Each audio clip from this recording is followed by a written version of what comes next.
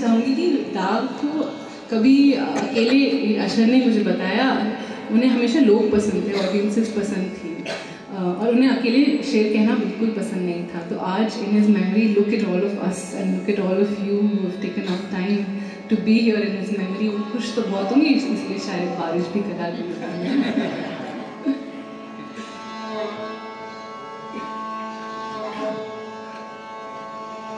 सबक ऐसा पढ़ा दिया तूने, दिल से सब कुछ भुला दिया तूने, सबक ऐसा पढ़ा दिया तूने, दिल से सब कुछ भुला दिया तूने, बेतलब जो मिला मिला मुझको,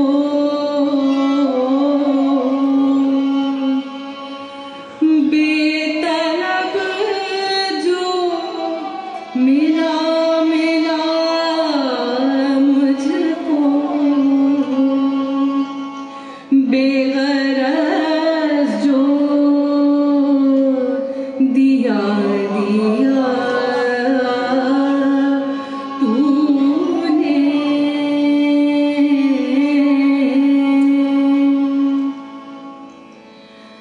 जिस कदर मैंने तुझसे ख्वाहिश की, उससे मुझको सिवा दिया तूने,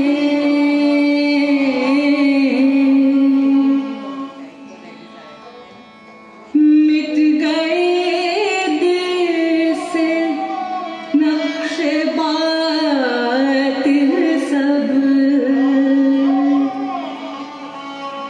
नक्शा अपना जमा दिया तूने,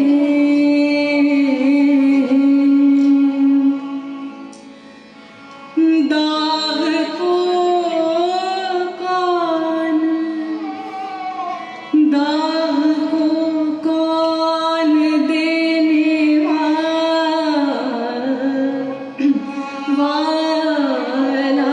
था, दाग को कौन देने वाला था, जो दिया है खुदा दिया तूने,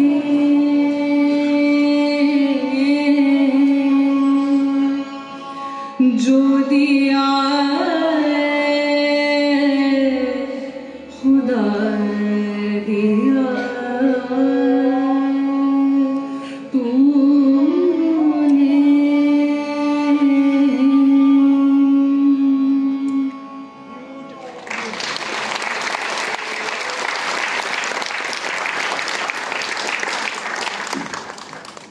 हाज़रीन, दाग जब रामपुर पहुंचे तो शुरू के 8-9 साल जब तक यूसुफ अली खान जो है हयात थे नवाब, तो दाग जो है वो नवाबों के खर्चों पर ही उन्होंने ऐश किए, रहे वहाँ पे, कोई काम नहीं किया।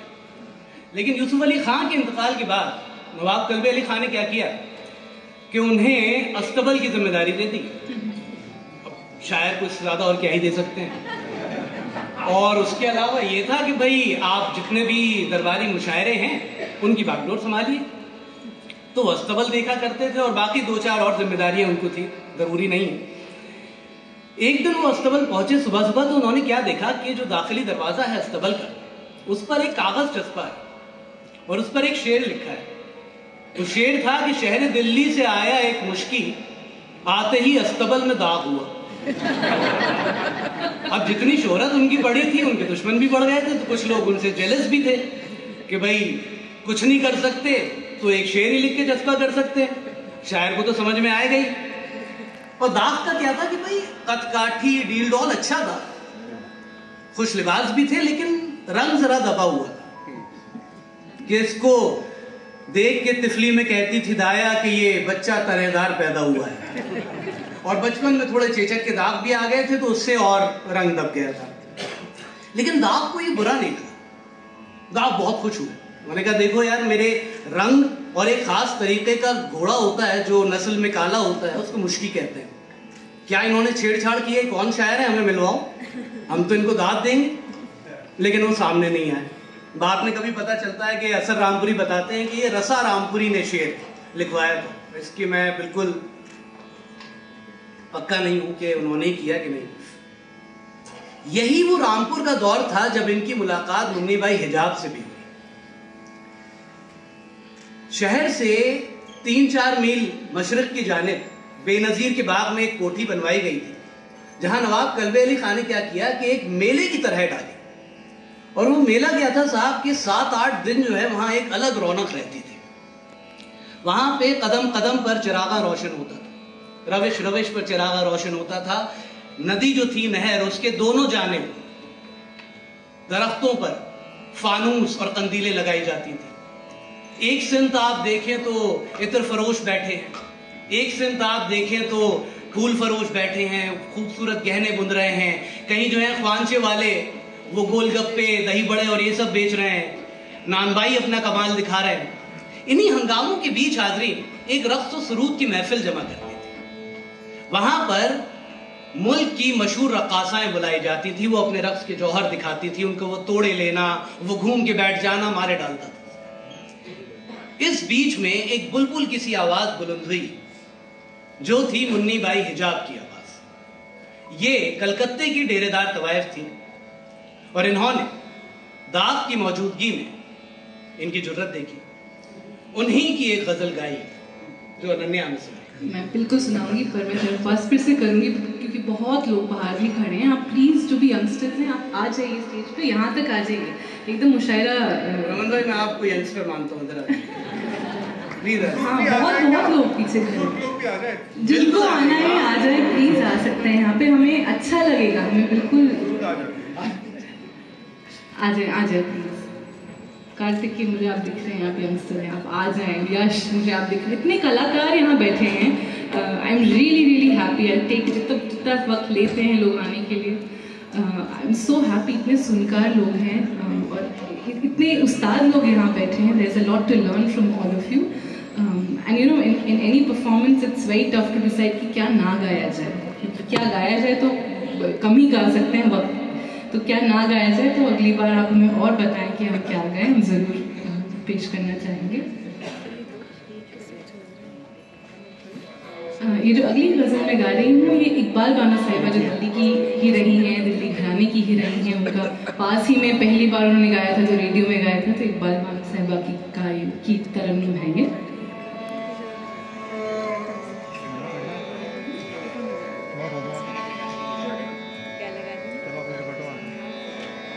तेरे वादे को बोलते हीलाजू, और हीलाजू माने बहानेबाज, हीलाजू। तेरे वादे को बोलते हीलाजू, तेरे वादे को बोलते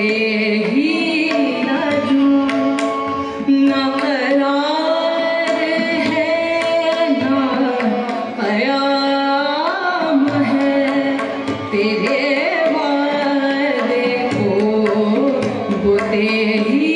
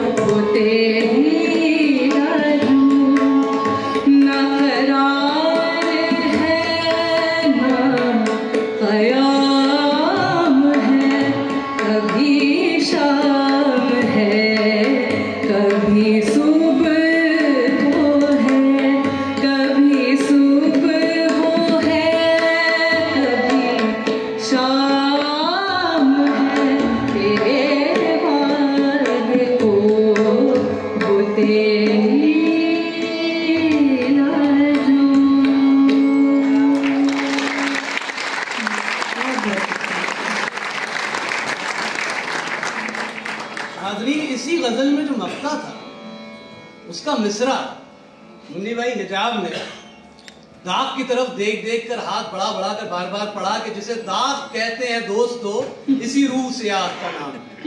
मैं पहले बता चुका हूं उनके रंग जो है थोड़ा दबा हुआ, बस इस शोखी से सारी महफिल लोटन कबूतर हो गई और दाग भी अपना दिल उन पर निछावर कर बैठे। यहां से दाग और मुन्नी भाई हिजाब की इश्क की पींगे बढ़ना शुरू हो। दाग ने बतेरा चाहा कि वो रामपुर में रुक जाएं, लेकिन वो नहीं मानी, वो कलकत्ते चली गई। अगले साल फिर उन्हें मेले में बुलवाया क्या गया, पूरा जाल बिछाया गया। दाग ने चाहा कि वो आए। अब कि जब वो आई तो वो तो भाग चुकी थी कि भाई ये दाग नामी जो आदमी है ये वजू करके क्या नहा धो के मेरे पीछे पड़ चुका है। उन्होंने एहतियाती तदाबीर रखते हुए नवाब हैदर अली खां के यहाँ रुकना तय पाया। अब दाग को ये पता चला, वो तो साहब माही बेआब की तरह फड़ा उठे। उन्होंने फौरन 2 ही दिन में फरियाद दाग के नाम से एक मसनवी 834 अशार की घसीट डाली। पढ़ लीजिएगा, बहुत काम की चीज है। तो खैर साहब दाग जो हैं उन्होंने बहुत चाहा कि वहां रुके, लेकिन वो नहीं रुकी। जब दाग का आखिरी दौर आया था तो दाग ने इनको खूब खत लिखे थे। जब ये हैदराबाद में रहा करते थे इनको खूब खत लिखते थे, इनको बुलाने की कोशिश किया करते थे। असल होता क्या है कि बूढ़ा और तन्हा आदमी जो है वो इस तरह के घर में रहता है जहां दिन में तो चरागा होता है, लेकिन जब रात को बत्तियां बुझा के सोने का वक्त आता है तो यादों के फानूस जगमग जगमग करके जल उठता है। अच्छा, इनकी बेगम भी तो थी, उनके बारे में भी तो हमें कुछ पता है। बेगम के बारे में जरूर बताऊंगा। मैं इतना बता चुका हूँ कि उनकी शादी जो है ये अक्सर कम बताया जाता है। बिल्कुल कम बताया जाता है हाजरीन। उसका एक बहुत बड़ी वजह है। जब हम इस पे रिसर्च कर रहे थे मैंने बहुत कोशिश करी, बहुत ढूंढा। मुझे इनकी जो बेगम है फातिमा बेगम, उनके बारे में बहुत कम मालूमात मिली। ये बहुत अफसोस की बात है, उनके बारे में बहुत कम लिखा गया।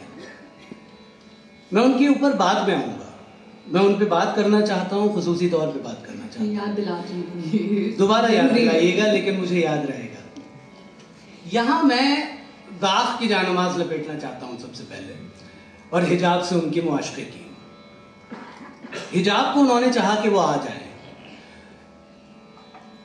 जैसे मैंने बताया कि बुढ़ापे में ये यादों के जो फानूस हैं जगमग करके जल उठते हैं, इसी तरह से हिजाब नाम का ये फानूस था, वो चचा के दिमाग में चिंगारी बन के दौड़ उठा। चचा ने फिर उनसे खतो किताबत शुरू कर दी और चाहा कि वो आ जाए। एक खत हिजाब ने उनके जवाब में लिखा था, वो मैं आपको सुनाना चाहूंगा। थोड़ा सा रंग बदलते हैं। लिखती हैं कि हाजी साहब बुलाती थी ना, क्योंकि हज कराए थे। हाजी साहब अस्सलाम वालेकुम, बात शौक मुलाकात अर्ज करती हूँ। आपका मोहब्बत से लबरेज खत मिला, आप बुलाए मैं ना आऊँ, भाई मेरी कहाँ मजाल और मुझ में कहाँ इतनी ताकत कि गलत उज्र करूँ। मगर बाज़ मजबूरियाँ ऐसी होती हैं कि इंसान जो चाहता है वो हो नहीं सकता।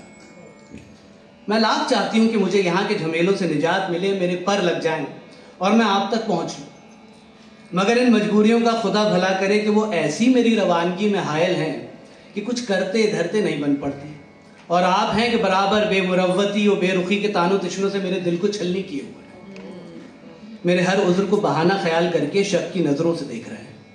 भाई वाक़यात जो हैं वो मनोवन जैसे हैं आपको बयान कर चुकी हूँ, लिख चुकी हूँ, मैं उनका बार बार क्या जिक्र करूँ। आपकी अकल कहाँ गई है, आपकी होशमंदी किधर हो रही है। भाई सोच समझ कर जिद करते हैं। अच्छा सब्र कीजिए, वो वक्त आया ही चाहता है कि आप मेरे और मैं आपके सामने हूँ। आज 2 रोज से मुझे जुकाम शदीद हो गया है, नाक बुरी तरह से बहती है, खत मुश्किल से लिख पाया है। यकीन है कि आप बिल्कुल खैरियत से होंगे। और आप ये क्या लिख दिया करते हैं हजरत कि बजुज़ गमे फिराक के सब खैरियत है। भाई मुझे आपने एक दफ़ा भी नहीं लिखा कि ये दर्द नुक़्रस गठिया की बीमारी थी उन्हें, कि बार बार दौरे जो आपको होते हैं क्या माने रखते हैं। हकीम साहब से नाम वाले ख़त में मुझे मालूम हुआ, खुदा करे कि आप अब बिल्कुल सही हो, यहाँ सब खैरियत से है, पुरसाने हाल की खिदमत में सलाम। उज़राने में भी है और बुलाते भी नहीं, बाहे से तरके मुलाकात बताते।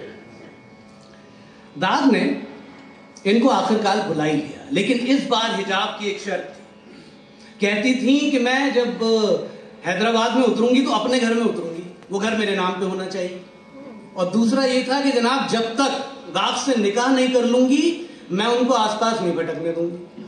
तो आई, बड़ी रोजेदार और परहेजी होकर आई। दाग को लोगों ने समझाया कि मियाँ ऐसा है, ये बुढ़ापे की शादी और बैंक की नौकरी आसान नहीं होती है, एक आंख खुली रख के सोना पड़ता है। लेकिन दाग की फिक्र ये नहीं थी। दाग को असल में कुछ गलतफहमियां थी या क्या थी, उनको हिजाब के अंदर एक लालच नजर आने लगा था। होता क्या है हाजरीन के हिजाब तो आई कि भाई मेरी उम्र का आखिर हो चला है, मैं दाग के साथ अच्छी गुजर जाएगी। और दाग भी अजली हुस्न परस्त आदमी, उन्होंने भी सोचा कि निकाह कर लूंगा, लेकिन हिजाब के साथ जो उनके लवायकीन लग के आए थे, जो उनके साथ ही लोग लग के आए थे, उनका एक पूरा ताइफा था, और इधर दाग की जो मुंह बोली बेटी थी, जो उनकी खाला उम्दा बेगम की बेटी थी, साहिबजादी थी, उनकी शादी दाग के ही एक शागिर्द नवाब सिराजुद्दीन अहमद खान साहिल दहलवी से हुई थी। तो ये दामाद और ये बेटी, ये लोग और हिजाब के लवायकीन नहीं चाहते थे कि इनके बीच में कुछ मामलात अच्छे हों, तो इनके दिल जो है वो कुदूरतों से और गलत फहमियों से भर गए थे। होता क्या है साहब, दुश्मनी के ना हस्बे अदावत 3 दर्जे होते हैं, दुश्मन, जानी दुश्मन और फिर रिश्तेदार। ठीक है, तो हुआ यही, दाग से ही नाराज रहने लगी, दाग के मामले इनको समझ नहीं आए, ये रूट करे किराए के मकान में मुंतकिल हो गए। अब ये बीमार रहने लगे साहब, गठिया का जो दर्द था उसने हलकान कर रखा था, उसके अलावा हिजाब के रूठने का गम। तो दाग एक दिन ऐसे ही बहुत दर्द का उन्हें शदीद दौरा था, बुखार भी हो रहा था। हिजाब ने अपने एक मुलाजिम को भेजा कि जाके जरा मिजाज कुर्सी करके आओ। अब दाग को पता चला कि भाई ऐसे मुलाजिम आया है, तो उन्होंने कहा कि भाई हिजाब से कह देना कि तुम्हें भेजने के लिए शुक्रिया अदा करना, और दूसरा ये कि भाई उनसे कहना कि वो मेरे तकलीफ में इन तकल्लुफात से बहुत इजाफा कर देती हैं। भाई मैं जैसा हूं खुश हूं, और जब थोड़ा बेहतर हो जाऊंगा तो 2 रकात नमाज शुक्राने की पढ़ूंगा कि उन्होंने कम से कम याद तो किया कि दाग जिंदा है या नहीं। और उनसे कह देना बहरहाल कि आप पछताएं नहीं, जोर से तौबा ना करें, आप घबराएं नहीं, दाग का हाल अच्छा है। यहां मैं बीवी का जिक्र करना चाहूंगा। बीवी का जिक्र हमें नहीं मिलता। दाग का जो मेमोइर्स, जो उनकी याददाश्तें हमें मिलती हैं, उसमें भी जनाब जो है उनकी मौत के बाद हैदराबाद के दौर में मोटे मोटे आंसू बहाते देखे जाते हैं। ईद बकरीद के मौके पर रो दिया करते थे कि हाय जब वो थी तो सरोकत खुद खड़े होकर ईद बकरीद का इंतजाम करती थी, सफाइयां कराती थी। फिर कहते थे मियाँ जब भी हमें कभी कोई मुहावरा पता करना होता था तो हम सीधे अंदर जाते थे जनाने में और तुम्हारी भाभी से पूछते थे। कहने लगे कि एक बार किसी ने पूछा कि भाई बालूशाही जो है वो मुदक्कर है कि मुअन्नस, तो हम अंदर गए दौड़े दौड़े, हम पूछ के आए, उन्होंने बताया कि मुअन्नस है। तो इस तरह की बातें वो किया करते थे। यहाँ मुहावरों के बारे में हाजिरी में बताऊंगा। देखिए बात से बात निकलती है। दाग ने अपने अशार में मुहावरों का बड़ा कसरत से इस्तेमाल किया है। वो एहसन मारहवी के साथ एक लुगत भी तैयार कर रहे थे, फसीहुल लुगत उसका नाम रखा था, लेकिन वो तैयार नहीं हो पाई। उसमें क्या होता था कि मुहावरों का इस्तेमाल दाग के शेर में जो होता था वो रखा गया था, और अगर किसी शेर में या किसी मुहावरे के ऊपर दाग का शेर नहीं मिलता था तो वो कहलवाया जाता था। वो किसी वजह से नहीं पूरी हो पाई। एक मुहावरात दाग के नाम से एक आपको किताब मिलेगी, उसमें तकरीबन 4200 मुहावरे हैं, 5000 शेर है। ठीक है, तो मुहावरात के बारे में आपको बताऊं, बहुत लोग कहते हैं कि उन्होंने दाग ने जो है वो दहलवी मुशायरे वो मुहावरे इस्तेमाल किए, लेकिन मैंने एक मुहावरा है उत्तू करना या उत्तू करके चलना। मुश्तबा साहब यहाँ बैठे हैं, रामपुर से हैं, वो शायद बताएंगे, बहुत इस्तेमाल किया जाता है। वो मुझे किसी लुगत में नहीं मिला डिक्शनरी में, लेकिन रोहेलखंडी लुगत में मिला। उसका मतलब होता है कि एक तरीके का काम होता है जो कपड़े पे किया जाता है, उससे चुन्नटें डाली जाती है कपड़े पे, और वही इस्तेमाल कर लिया गया रोजमर्रा में। जब किसी को बहुत कूट दें तो वो उत्तू कर करके चलता है। ठीक है, तो उस पे दाग ने एक शेर लिखा, उस मुहावरे को इस्तेमाल किया, वो आपके सामने पढ़ना चाहूंगा कि इतने कोड़े दिल पे मारे जुल्फ ने, इतने कोड़े दिल पे मारे जुल्फ ने, हाय बेचारे को उत्तू कर दिया। फिर साहब एक और मुहावरा, मतलब यही मुहावरा एक और शेर में कि मिला है नामबर भी हमको ऐसा, पैगाम पहुंचाने वाला भी हमें ऐसा मिलाया गया गुजरा कि उत्तू करता चलता है जीन पर। जीन कहते हैं सैडल जो घोड़े पे रखी जाती है। अब यहां मैं बस पूछना चाहूंगा कि वकील हजरात भी मौजूद हैं? कोई वकील नहीं है यहाँ पे? अरे हैं, बहुत बढ़िया। तो मैं वकीलों के लिए एक शेर कहना चाहूंगा और एक मुहावरा उनकी नजर करना चाहूंगा कि अब मुंसिफी है दावर महशर के अलम पर। अब जो है साहब इंसाफ जो होगा वो कयामत के दिन ही होगा, दावर महशर अल्लाह ही करेंगे। ठीक है, अब मुंसिफी है दावर महशर के अलम पर, मेरे गवाह टूटकर दुश्मन से जा मिले। तो ये गवाह टूटने का जो दर्द है ये वकील ही समझ सकते। ठीक है। और अब आप लोग कहेंगे कि भाई यहाँ पे फिलोसफर्स भी बैठे हैं, हिस्टोरियंस भी बैठे हैं और पता नहीं क्या क्या पेशा करने वाले लोग बैठे हैं, लेकिन मैं वकीलों से बहुत डरता हूँ सर। जहां दिखाई देते हैं मैं खुशामद कर लेता हूँ, क्योंकि भैरवी और खुशामद दो ही ऐसी रागनियां हैं जो हर महफिल में काम देती हैं। ठीक है। और वकीलों के बारे में मशहूर है कि किवाड़ की कील आसमान की चील और वकील इनसे बच के रही, नंगा करके छोड़ते हैं। ठीक है ना, ऐसा नहीं है। चलिए तो साहब आगे बढ़ते हैं। एक और बात मैं बस छोटी सी दाग के अशार और उनका जो अंदाज़ बयां था उसके बारे में कहना चाहूंगा कि उनके अशार में मुकालमे डायलॉग्स का एक मजा होता है। मैं नहीं कहता कि आप अशार को इस तरह से पढ़ें कि आप डायलॉग्स का मुजाहरा कर रहे हैं, आप अशार को वैसे ही पढ़िए जैसे हम रस्मी तरीके से पढ़ते हैं। लेकिन जब आप खिलवत में अकेले में हो तब इन अशार को पढ़ने की कोशिश करिएगा, आपको एक अलग मजा देंगे। आप फर्ज कीजिए, आप मतलब ये मुशायरा ले लीजिए कि शेर ले लीजिए कि शर्त भी और तुम्हारी शर्त, जीत ली तुमने हमने हारी शर्त। ऐसे पढ़ेंगे तो बात तो दिल तक पहुंचेगी, दिल में उतरेगी नहीं। इसको एक अपने अपने मखसूस अंदाज में पढ़िए, यह शर्त भी और तुम्हारी शर्त, जीत ली तुमने हमने हारी शर्त। और आप अगर देखें क्या कहा, फिर तो कहो कि नहीं सुनते तेरी, नहीं सुनते तो हम ऐसों को सुनाते, समझे सर। उसके बाद कहते हैं कि तुम अपने साथ ही तस्वीर अपनी ले जाओ, तुम अपने साथ ही तस्वीर अपनी ले जाओ, निकाल लेंगे कोई और मशगला दिल का।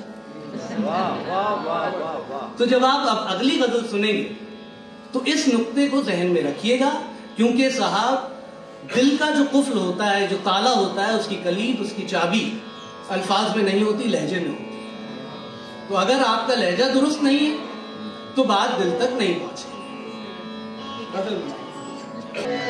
ना